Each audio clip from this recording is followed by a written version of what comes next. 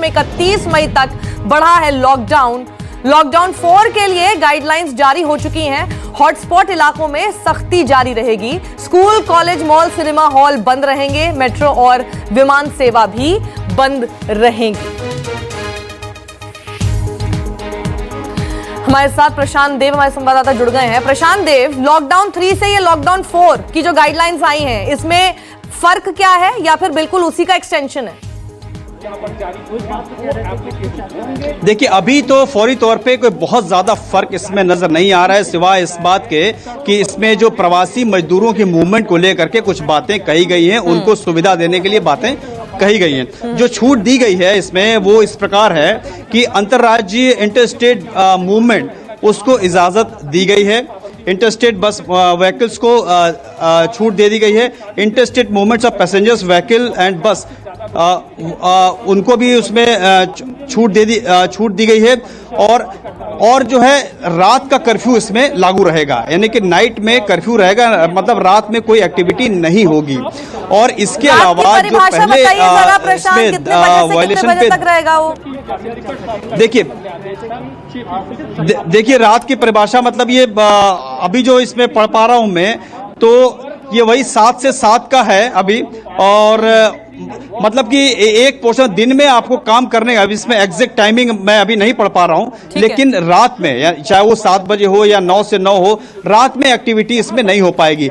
एक इंपॉर्टेंट चीज इसमें ये है जो बताई जा रही है, वो जो इसमें गाइडलाइन में हुआ है कि जो प्रवासी मजदूरों की तस्वीरें जो अजीब बहुत ही दर्दनाक पूरे देश से दिखाई दी, उनकी मूवमेंट को लेकर के इस लॉकडाउन 4 में उनकी मूवमेंट को लेकर के बात कही गई है। तो अभी जितना हम इसको पढ़ पा रहे हैं, जितनी अभी जानकारी मिली है उसके मुताबिक अमित कुमार भी जुड़ चुके हैं। ये प्रवासी मजदूरों की मूवमेंट को लेकर अमित, आखिर किस तरह की बात की गई है? इनका मूवमेंट कैसे कराया जाएगा? क्या ये पैदल ही चलते रहेंगे? क्योंकि अभी तो खबर ये भी है कि यूपी में जो बॉर्डर है हर जिले पर, उसमें सख्ती और ज्यादा बढ़ा दी है औरैया के इंसिडेंट के बाद से। देखिए, निश्चित तौर पर वो ये इसलिए उस पर रिस्ट्रिक्शन लगा है कि सड़कों पर लोग इस तरह से ना निकले। ये सख्त निर्देश दिया गया था, जो गृह सचिव ने चिट्ठी लिखी थी कि तमाम जो राज्य हैं वो जो जहां मिले उनको वहीं पर रोका, जो उन्हें खिलाया जाए। सबसे इसमें इंपॉर्टेंट चीज है कि जो अरेंजमेंट्स है, अगर आप कहें कि किस तरह से आप लोगों को, तो इंटर स्टेट बस सेवा शुरू करने की बात की गई है, जो मुझे लगता है एक बहुत बड़ी राहत हो सकती है इसमें। क्योंकि अगर आप इंटर स्टेट बस सेवा शुरू कर देते हैं तो ये जो मूवमेंट है, जो एक कह सकते हैं कि जो मजदूर जो मूवमेंट है या किसी भी तरह को, उनके लिए एक सवारी हो जाएगी। अभी स्पेशल अरेंजमेंट किया जा रहा है बसों के लिए, उनके लिए तो, लेकिन ये एक अच्छी चीज होगी कि इंटर स्टेट बस सेवा शुरू किया जाएगा। उसमें साफ तौर पे किया गया कि passenger vehicles and buses at decided by states, इसमें एक बहुत बड़ी छूट अगर आप देखें तो इस जो अलग है, जो पिछले लॉकडाउन 3 और लॉकडाउन 4 का जो सबसे बड़ा मेजर जो बदलाव है वो ये है कि आप जो कंटेनमेंट जोन के अलावा जो buffer zone, red zone, green zone और जो ऑरेंज जोन है, ये डिसाइड स्टेट अपने तरीके से करे। क्योंकि स्टेट बार बार ये कह रहा था कि कंटेनमेंट जोन को छोड़कर जो पूरे जिले को आप रेड जोन मानते हैं तो उसको नहीं करना चाहिए। तो मुझे लगता है कि सबसे बड़ा बदलाव यही है कि राज्य सरकारों को बहुत ज्यादा अधिकार दिया गया है कि वो अपने एरिया तय करे कि किन किन से एरिया को हमको लॉक रखना है, बंद रखना है, और किन किन से कौन कौन से इलाके ऐसे हैं जहां पर हमको छोड़ना है। अमित, अभी जैसे आपने बोला कि इंटर स्टेट बस सेवा शुरू करने की बात कही गई है, पहली बात, अगर मैं अपने आप को इस वक्त एक मजदूर के जूते में रखूं, ये बस सेवा कब से शुरू होगी? क्या इसके बारे में अभी तक कोई बात कही गई है? दूसरी बात, मजदूर इस वक्त जो बॉर्डर पर फंसे हुए हैं, उनको आगे नहीं जाने दिया जा रहा है, उसके लिए मैं क्या समझूं? उसके लिए क्या राहत है कि क्या ये बोल रहे हैं कि जिसको आपने बॉर्डर पर खड़ा किया अभी, क्योंकि आपने सील कर दिया अपने बॉर्डर को, उसको आगे मूवमेंट करने का अधिकार इस वक्त मिलेगा इस ऑर्डर के बाद, या फिर वो अभी वहीं स्ट्रैंडेड रहेगा, फंसा हुआ रहेगा?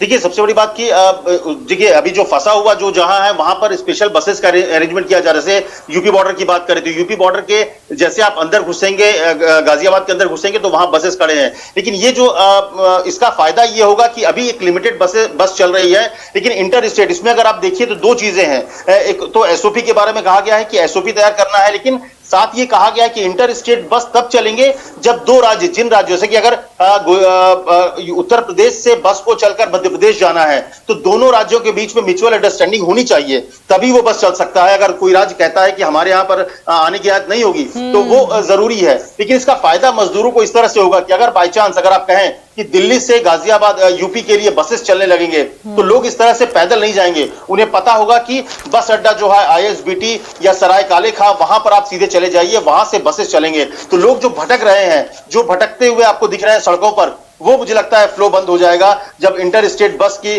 का परिचालन शुरू हो जाए। प्रशांत, ये सुनने के बाद थोड़ा सा मुझे वेग इसलिए लग रहा है, थोड़ा सा असमंजस की स्थिति है। मैं ये समझना चाह रही हूँ, देखिए हम लगातार वो तो दिखाई रहे हैं अपने दर्शकों को कि क्या क्या चीजें बंद रहेंगी, जो पहले बंद थी वो तो अभी भी बंद है। मैं सिर्फ इतनी सी बात समझना चाह रही हूं कि बस सेवा शुरू हो ये तो कह दिया गया, कब ये शुरू होगी ये नहीं पता। अभी आपने जैसे अमित को सुना तो अमित खुद ये बता रहे हैं कि एक तरह से ये राज्यों पे छोड़ दिया, अब राज्य आपस में इसमें समन्वय करें। कितना अच्छा समन्वय कर रहे हैं वो तो हमने 54 दिन में देख लिया है, आपस में एक दूसरे के ऊपर ठीकरा फोड़ते हैं। अभी इस वक्त जो मजदूर पैदल निकल चुका है, जो अभी निकल चुका है, दूसरे बॉर्डर पे पहुंचने वाला है, उसकी स्थिति इस वक्त क्या है? मैं सिर्फ ये समझना चाहती हूं उसके लिए क्या है, वो कहां जाए, वो वापस आए, वो इंतजार करे, किसी ISBT तक जाए, या वो क्रॉस करने की उसको अनुमति दी जाएगी, क्या होगा? लोग क्या चाहते हैं, किस तरीके से इस बार लॉकडाउन में? देखिए ये बात बिल्कुल ठीक है कि समन्वय की कमी की वजह से ये हाल हुआ प्रवासी मजदूरों का। लेकिन इसमें इस आदेश में एक बात ये लिखी है जो मुझे लगता है कि शायद वो थोड़ी सी ठीक हो सकती है। वो इसलिए कि तमाम जिला अधिकारियों को, डिस्ट्रिक्ट मजिस्ट्रेट्स को ये इंश्योर करने के लिए इसमें आदेश दिए गए हैं बहुत सख्त, कि वो इस बात का इंश्योर करेंगे कि जो गाइडलाइंस हैं वो उनको पालन कराएंगे। यानी कि मान लीजिए कि अब दिल्ली से गाजियाबाद में अगर दो राज्यों में मजदूर फंसे हुए हैं तो उनको इंश्योर करेगा वहां का जो है स्थानीय प्रशासन। गाजियाबाद में जिला अधिकारी मेंटेन इंश्योर करेगा और दिल्ली में यहाँ का जो भी DC हो या फिर पुलिस व्यवस्था है वो करेगा। क्योंकि अगर उनको जाने का इंतजाम करेगा और जाने का इंतजाम नहीं होता है, जैसा कि एक सवाल उठता है कि राज्य लेना नहीं चाहे, दिल्ली से लोग जाना चाहते हैं और इसको स्टेट लेना नहीं चाहे, तो ऐसी स्थिति में एक आदेश ये भी है कि उनको इकट्ठा करके शेल्टर होम में रखा जाएगा जब तक कि उनके जाने की मुकम्मल व्यवस्था नहीं हो जाती। तो ये जो बात जो सब लोग ये कह रहे थे कि नए रंग रूप वाला एक लॉकडाउन 4 होगा, तो कि उनको इकट्ठा करके शेल्टर होम में रखा जाएगा जब तक कि उनके जाने की मुकम्मल व्यवस्था नहीं हो जाती।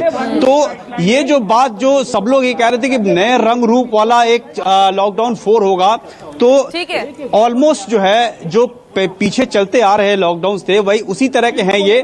इसमें थोड़ी छूट इस बात की दी गई है कि जो कामकाज हैं वो तरीके से हो पाए, लेकिन फिर वही बात है चूंकि जमीन पे इसको हकीकत में तब्दील कौन करेगा। स्टेट, जैसा कि एक बात है कि स्टेट अगर पश्चिम बंगाल या राजस्थान या मध्य प्रदेश या उत्तर प्रदेश ये चाहेगा तभी बस चलेगी। अगर राजस्थान से पश्चिम बंगाल जाना है